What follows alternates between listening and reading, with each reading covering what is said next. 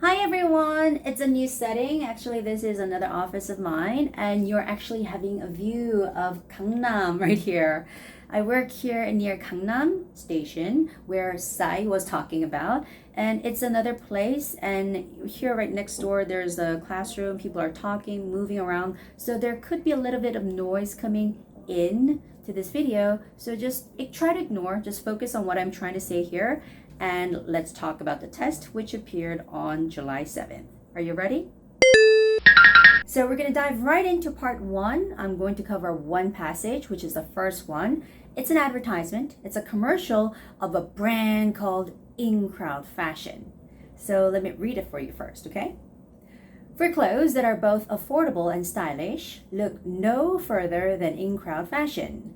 To celebrate our 10th anniversary in business, we're offering an extra 10% off all men's, women's, and children's clothes.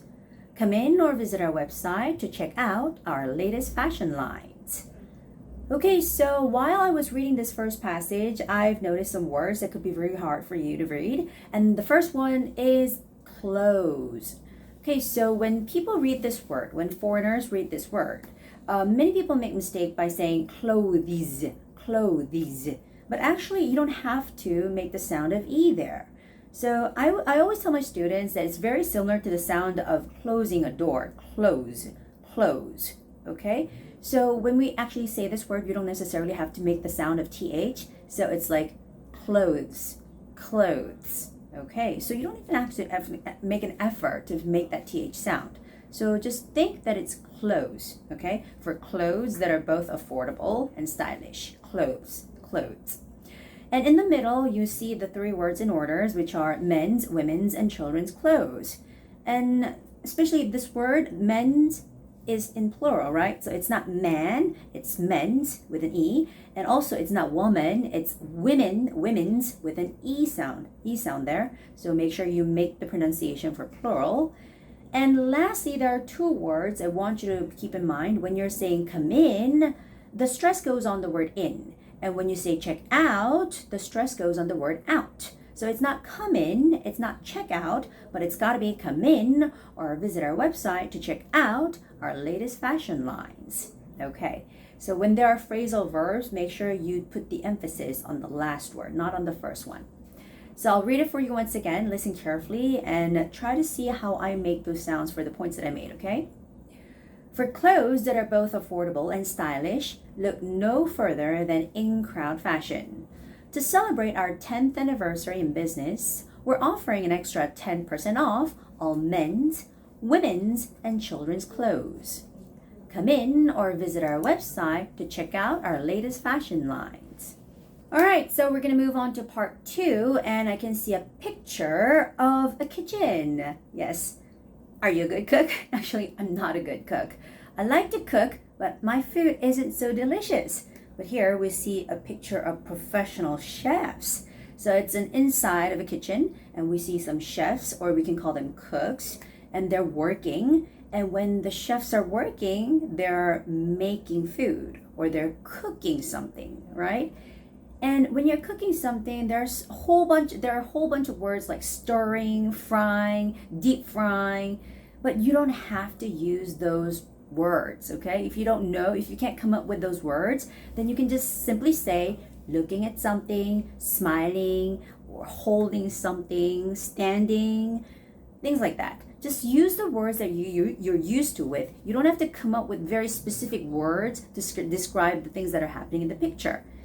Because people in the picture, they normally do very normal stuff. They don't do something very outrageous. Just use some simple words that you're comfortable using with. And when it comes to those cooking utensils, there are names like spatula or ladle, and you don't know that. You don't have to use them, okay? Just comfortably use the words like pot, or you can say grill, or there's a big counter there, counter. So just try to play with the words that you already know. You can't spend time there thinking of the words that you cannot even think of. Okay, so it's a picture of a kitchen. I'm going to describe it using my phone. I'm going to time myself. When you're practicing, it's really important that you time yourself and check the time of the answer that you say. So I have my timer on. Okay, I'm gonna go. This is a picture taken at a kitchen. There are three people in this picture. They look like chefs. On the left side of the picture, I can see two people. One of them is wearing a white shirt and an apron. I can see his back. He's holding a pot and cooking something. Next to him, there's a man wearing a cap and a uniform. He's smiling and looking at the pot. In the background of the picture, there's a man. He's cooking alone. On the right side of the picture, there are many things such as pots, grills, and so on. And maybe they are cooking many dishes, and maybe they're working really hard, and maybe they are busy. See? So I was just using some easy words like cooking, smiling, looking at, holding, and some things that I described on the right side were pots and grills. I didn't come up with some super outrageous words to describe specifically on what's going on in this picture. Okay? That's the tip I would like to give you. Stick with easy words that you know.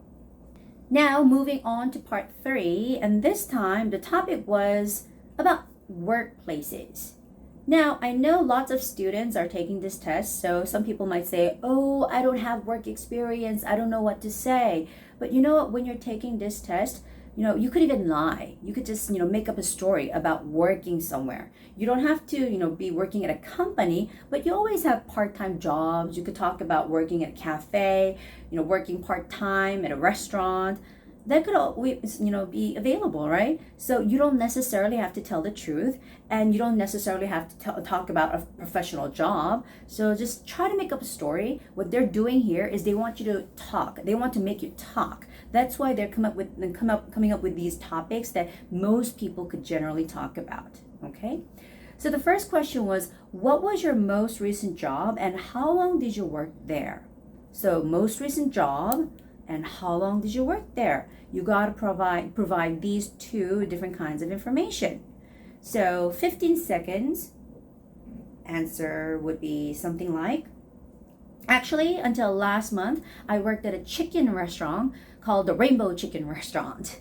I did many things such as serving food, taking orders, and so on. It was really hard, but interesting. So that was my 15-second answer. I said I was working at a chicken restaurant, and normally what I do is it's really hard to come up with a name when you're giving made up information. So I normally say rainbow for all kinds of names. I would say rainbow shoe store, I would say rainbow chicken restaurant, rainbow cafe.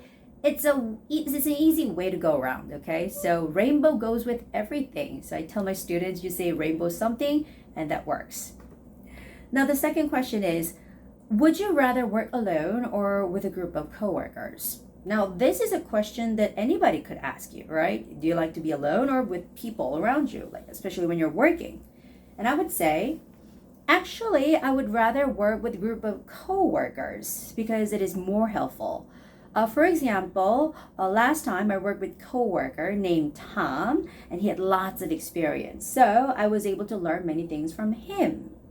Now that was exactly 15 seconds. And whenever I have to talk about a person involved in the story, a person, then I name the person Tom. I mean, you can name him or her like Jane or Kevin or John or Jenny.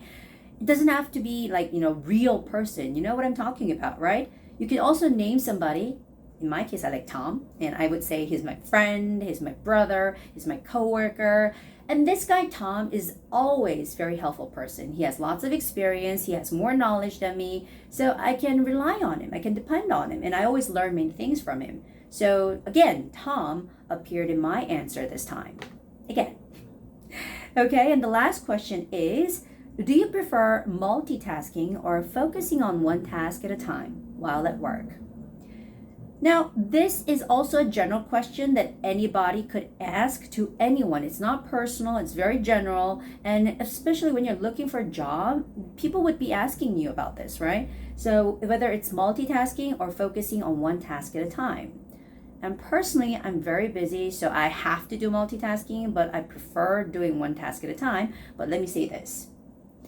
Personally, I prefer to do one task at a time because it's easier.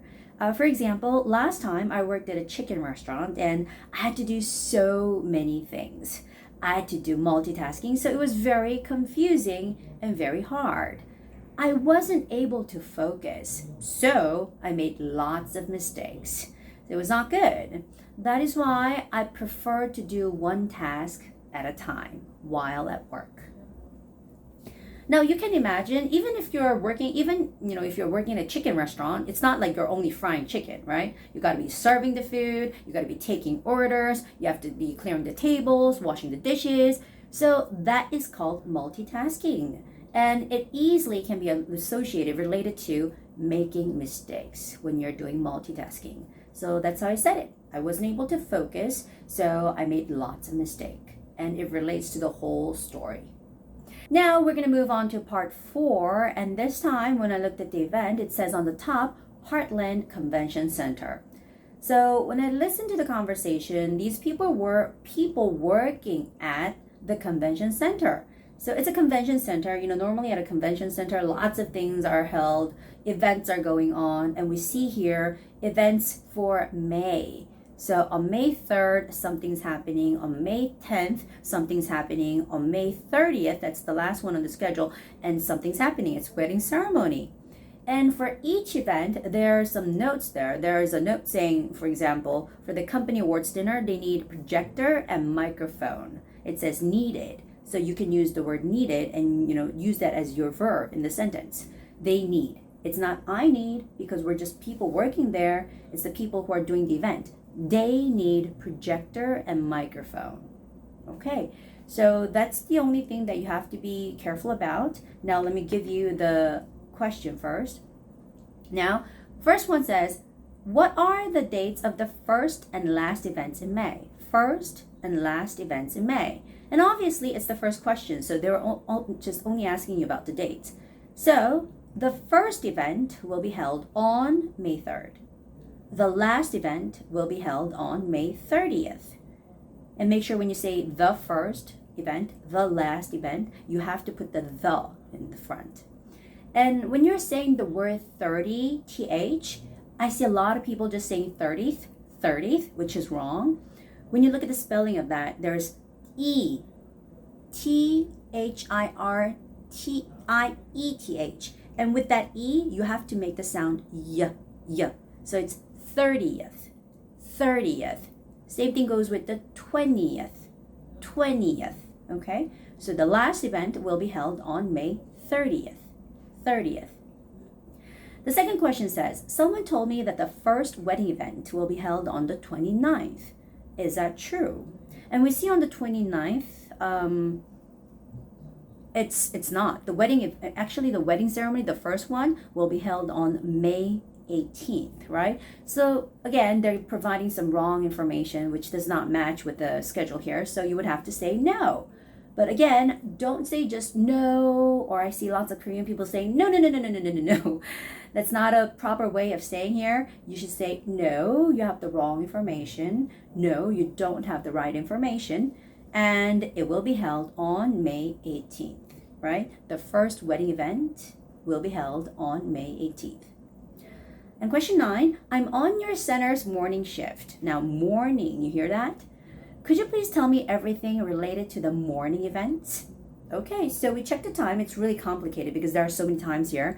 And I see 2 things that says AM. 2 things say AM at the end, which is on May 10th and May 26th.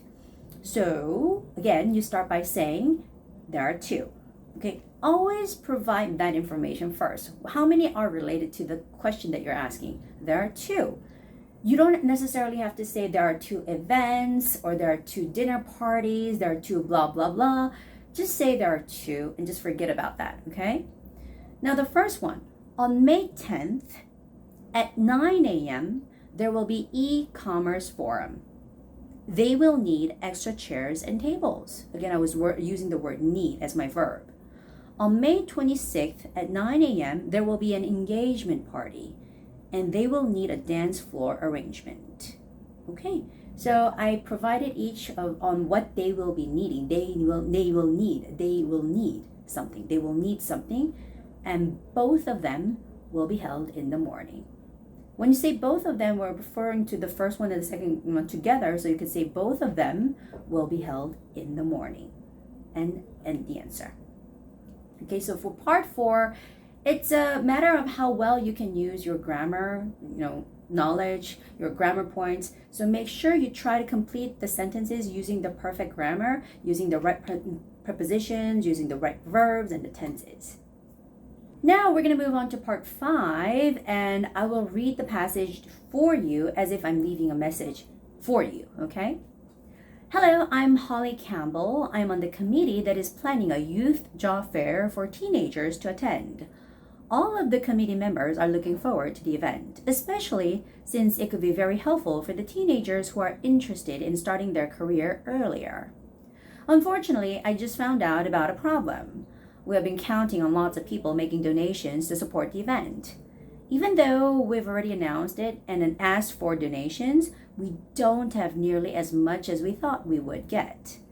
Now, I don't know what we should do. That's why I decided to call you. As a fellow committee member, what do you think about our current situation? What could we do to encourage more people to give donations so we can hold this event successfully? I hope you can think of a solution. Please return my call at extension 32 to talk about this matter. Thank you. Bye. It's always very long. It's very long always. And the good thing about this part now is that you can take notes. So while listening, you can take notes on what's happening in the message. And I tell my students there are 2 points you absolutely got to take notes on. The first one is, who is this person calling? Who is this girl? You don't have to write down her name. Her name actually was Holly Campbell, but you don't have to write down the name Holly or Campbell. You can just say she is, working on a committee and she's planning a youth job fair for teenagers. So that's the first kind of information that you should have taken note of. And the second kind of information is what the problem is. Now, from the middle part to the end, you constantly hear the word donations. TOEIC speaking, they love this setting. They're doing something, they need money, funds, or whatever. Donations is another name for that. And they always lack of it. So they're always looking for money. They're always not having enough money. So here the word is donation. Not enough donations. So if you took notes, you have 45 seconds to sort of add on some more information or try to add on some words to make full sentences. But I tell my students that 45 seconds is not enough time to write the whole answer. Your answer has to last for 1 minute, and this script here, even when I was typing, it took me more than 2 minutes or 3. So you can't write everything. So you write down some key parts of the answer. And you use the template and you put them together, and that's how you create a 1 minute answer. So here, it's a person working for the job fair committee and she needs more donation. So when it comes to the problem of donations, I always tell my students, the only way to get money is to call a big company. So call big companies and ask for donations. And you know what? Nowadays, you look at Instagram, you look at Facebook, there are so many people or groups or whatever they're doing, they're asking money from people. So you can advertise on SNS about that. So I'm going to put that in my answer, and I'm going to use my template to make it a 1 minute answer. Here's my timer. I always tell you guys to time your answers. And let me start. Hello, this is Gwen. I heard that you are in charge of the youth job fair for teenagers. However, there is a problem because you don't have enough donations. So you'd like to get some help with this matter. First of all, I'm sorry to hear about the situation. However, I'm happy to say that there is a way to help you out. After looking into the situation, I came up with the following suggestions. I think it is a good idea to call big companies and ask for donations. That should be possible. Moreover, why don't you advertise on SNS and look for donors? That should be effective. Those are my suggestions. If you need more help, feel free to call me back anytime. Thank you. Bye. And that was exactly 55 seconds. Okay?